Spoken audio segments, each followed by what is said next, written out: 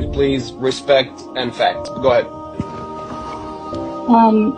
So a couple of facts. I'm American, I'm Jewish, my family lives in Israel. I just lived in Israel for the last 4 months. I got back 2 weeks ago.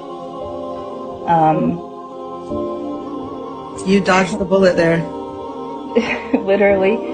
So what I think everyone who's never been to Israel and to Palestine don't really understand.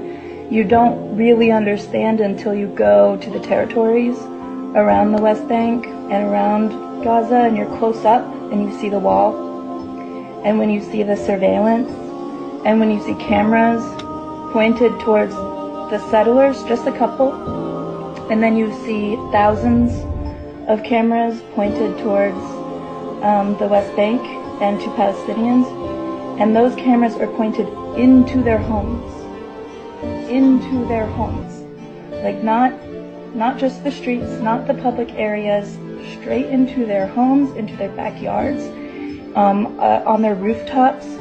I mean, until you see it, and you see that there are, on the checkpoints, there are autonomous weapons loaded and ready to shoot someone based on video footage, and that those autonomous weapons are pointed on one side. Like, I don't think people understand what occupation means. And I don't understand because I haven't lived it. I have only looked at it from a distance. But what I can imagine is if you're a child and you're growing up knowing that the country that you live in hates you and that they are willing to kill you, having never met you in their life based on just a video image, that the facial recognition and the surveillance and the high degree of technology and spyware that they have guarantees that they could pick off Hamas members one by one without ever blanket bombing Palestine. There's no way that this level of intelligence that Israel has doesn't dictate that what they're doing is a massacre and it's genocide, and that the occupation is inhumane, and that it's not based in religion, it's not based in who was there first, and it's not based in a tit for tat.